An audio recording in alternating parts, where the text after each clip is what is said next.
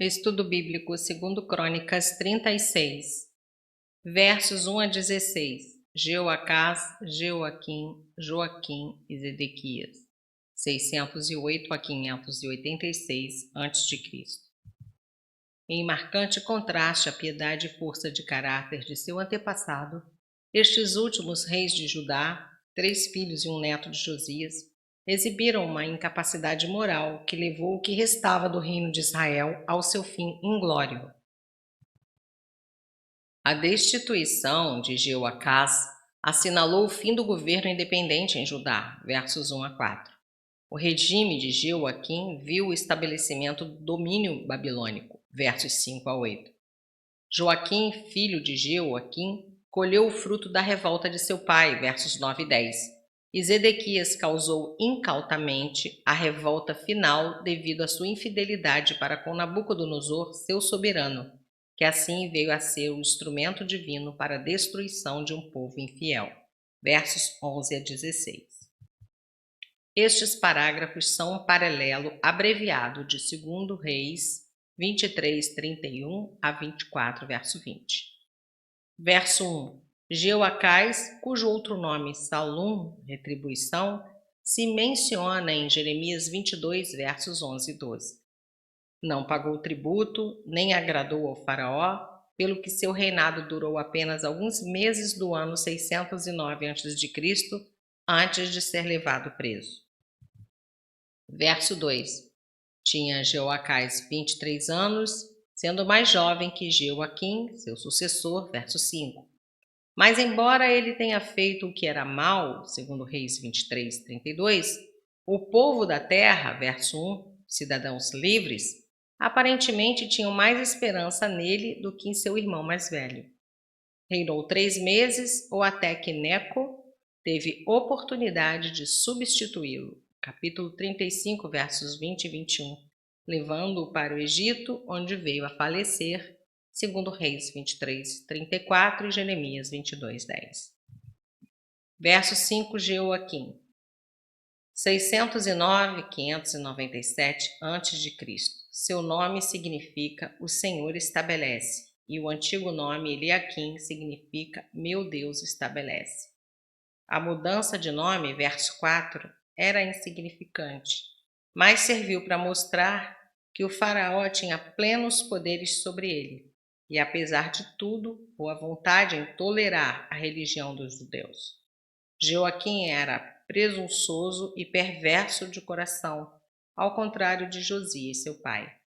Ele impôs à terra tributo que devia ser pago a Faraó, segundo Reis 23, 35, enquanto ele mesmo vivia no luxo, Jeremias 22, versos 14 e 15. Perverteu a justiça e oprimiu os pobres, Jeremias 22, versos 13 e 17, e perseguiu os profetas que o reprovaram, segundo Crônicas 35, versos 8 e 16, Jeremias 26, versos 21 a 24 e 32, verso 36. Muitas vezes perseguiu ao profeta Jeremias. Verso 6. Os 2 impérios da época, Egito e Babilônia, cobiçavam o território estratégico de Judá. Na primavera de 605 a.C., os babilônios obtiveram uma vitória decisiva contra Neco em Carquemes. Capítulo 35, verso 20 e Jeremias 46, verso 2. Os egípcios, como resultado, foram expulsos até as suas próprias fronteiras, e a Palestina ficou nas mãos de Nabucodonosor, segundo Reis 24, 7. O cronista não quer dizer que Jeoaquim foi de fato levado à Babilônia. De acordo com 2 Reis 24, versos 1 a 6, Jeoaquim se revoltou depois de ter sido vassalo de Nabucodonosor durante 3 anos e morreu em Jerusalém antes que Nabucodonosor sitiasse a cidade. Contudo, Daniel 1, versos 1 e 2, aparentemente baseado em 2 Crônicas 36, versos 6 e 7, fala da deportação de Jeoaquim à Babilônia. Verso 7. Também alguns dos utensílios do templo levou Nabucodonosor para a Babilônia. Foi levado também um primeiro grupo de prisioneiros selecionados como reféns, inclusive Daniel. Daniel 1, versos 1 a 3. Com isso, começou o exílio babilônico que durou 70 anos, 605 a 536 a.C.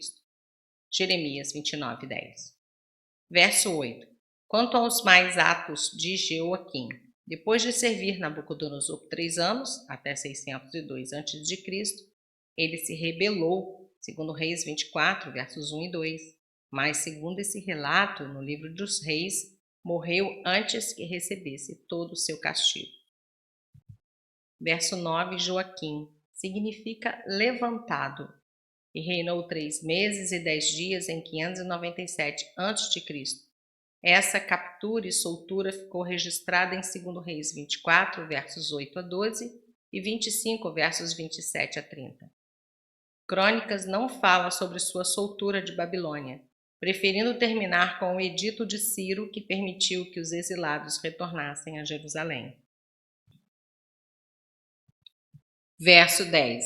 Mandou o rei Nabucodonosor levá-lo a Babilônia em 597 a.C., junto com o segundo grupo de deportados que incluíram Ezequiel e 10.000 dos mais importantes elementos da sociedade judia, segundo Reis 24, versos 10 a 16, e estabeleceu a Zedequias, seu irmão, na verdade seu tio, rei, segundo Reis 24, 17. Os utensílios eram troféus de guerra e serviam também de pagamento dos impostos que a nação vencedora exigia dos que essa última submetia ao seu poder. Verso 11. Zedequias, o Senhor é minha justiça. Reinou entre 597 e 587 a.C. Zedequias buscou apoiar-se no Egito, mas sem resultado positivo. Os babilônios cercaram Jerusalém por 2 anos e finalmente conquistaram a cidade em 586 a.C. Verso 12. Não se humilhou perante o profeta Jeremias. A princípio, Zedequias ignorou as mensagens de Jeremias, Jeremias 34, versos 1 a 10. Depois o procurou, Jeremias 21, e finalmente rogou que lhe ajudasse, Jeremias 37, mas nunca se submeteu às suas exigências. Zedequias foi um homem fraco e maleável aos esquemas dos nobres manhosos que lhe foram deixados, Jeremias 38, verso 5. Verso 13. Rebelou-se contra Nabucodonosor diante da instigação de Hofra, 588 a 567 a.C., faraó da 26ª dinastia do Egito, Ezequiel 17, verso 15 e Jeremias 37, 5. Que o tinha ajuramentado. Zedequias fora feito vassalo de Nabucodonosor por meio de juramento. Agora, a sua deslealdade anularia o juramento. Ezequiel 17, versos 13 a 19. Verso 14. Aumentavam as transgressões. Numa época em que era absolutamente necessário um total arrependimento nacional, os líderes de Judá, não somente os reis, mas também os sacerdotes, foram levando o povo por veredas que provocariam ainda mais o exílio na Babilônia. Verso 15. Seus mensageiros. As advertências dos profetas figuram com frequência em Crônicas, capítulo 20, verso 20. Jeremias esteve ativo durante o reinado de Zedequias, Jeremias 1, 21, 34 e de 37 a 38 e 52. A graça de Deus acompanhou seu povo até a última hora, começando de madrugada. Pode-se referir ao horário predileto da oração dos profetas, ou ao fato que, desde a aurora da existência nacional, houve profetas fiéis. A resposta que Deus recebeu foi uma verdadeira zombaria, verso 16, uma ofensa à santidade e à justiça divinas que exigia um castigo bem severo. Verso 16. E não houve remédio algum. Estas palavras tristes mostram que o grande médico desenganara a sua nação, depois de oferecer-lhe todos os remédios, profetas, pragas, perseguições e reformas. Versos 17 a 23. Nos versos 17 a 21, analisa-se a queda de Judá. As palavras tudo, todos aparecem 7 vezes, enfatizando a maior calamidade para a nação. As palavras de advertência do profeta Jeremias foram cumpridas na presença dos seus próprios ouvintes na queda de Jerusalém. Havendo-se demonstrado que Deus pode expulsar o seu povo por causa de sua desobediência e que realmente o fez, segundo Reis 25, o cronista prossegue insinuando que das ruínas se levantará uma terra rejuvenescida, um templo reconsagrado, descrevendo a imutável salvação de Deus e um povo aperfeiçoado e, portanto, restaurado, versos 22 e 23, fazendo paralelo com Esdras, capítulo 1, versos 1 a 3a. Verso 17. Caldeus, uma antiga raça que já existia em 2350 a.C. e era uma poderosa civilização. Ur, cidade de Abraão, era uma capital dos caldeus. Agora se renovava no segundo império da Babilônia, 612 a 539 a.C. Veja 2 Reis 25, versos de 1 a 21, quanto aos detalhes da queda e saque de Jerusalém e quanto à terceira e grande deportação em 586 a.C., versos 7 e 10. Verso 20. Aqui começa o cativeiro babilônico em 587 a.C. Alguns prisioneiros foram levados depois da Batalha de Carquemes, em 605 a.C., inclusive Daniel. Outros foram levados com Joaquim em 597 a.C. Parece que outros habitantes da classe mais baixa, ficando sob governadores que não se eximiram de provocar os babilônios, ao ponto de sofrerem mais incursões em épocas posteriores, conforme se subentende pelos capítulos 40 a 43 de Jeremias. Verso 21.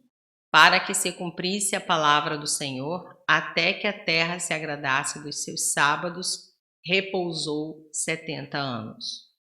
O povo tinha faltado com o cumprimento da lei do sábado da terra e proibia a plantação no 7º ano, Levítico 25, versos 2 a 7. Durante o período de cativeiro, a terra desfrutaria do descanso sabático que lhe havia sido negado. Levítico 26, versos 40 a 45. Esses anos seriam contados por todo o período da história de Israel e de Judá como nação organizada, em plena posse da terra, 490 anos desde o princípio da história, registrada em 1 Samuel 1, verso 1. Os 70 anos seriam aplicáveis ao período entre a primeira leva de cativos até a ordem de restaurar os judeus à sua terra, ou ao período entre a destruição do templo e a sua completa reconstrução. Versos 22 e 23. Esta passagem é repetida com alguma variação em Esdras 1, versos 1 a 4. Depois de os judeus terem aprendido a nunca mais se entregarem à idolatria, Deus levantou um instrumento para libertá-los, Ciro, o primeiro imperador persa, que encerrou a linha real dos Medos e reconheceu que a queda de Babilônia, 539 a.C., era uma vitória concedida pela intervenção de Deus, cujo povo passou a libertar. Ciro foi realmente um instrumento da providência divina, Isaías 44, 28 a 45, verso 5. A liberação de Israel relembra a oração de dedicação de Salomão, capítulo 6, versos 36 a 39. Verso 23. Me encarregou de lhe edificar uma casa em Jerusalém. Deus fez Ciro ordenar a volta do povo de Israel com o propósito específico de reconstruir o templo. No decurso da sua obra, o escritor de crônicas deu a devida ênfase ao templo e aos seus cultos, mostrando como sua renovação podia ser efetuada sob a orientação de Deus.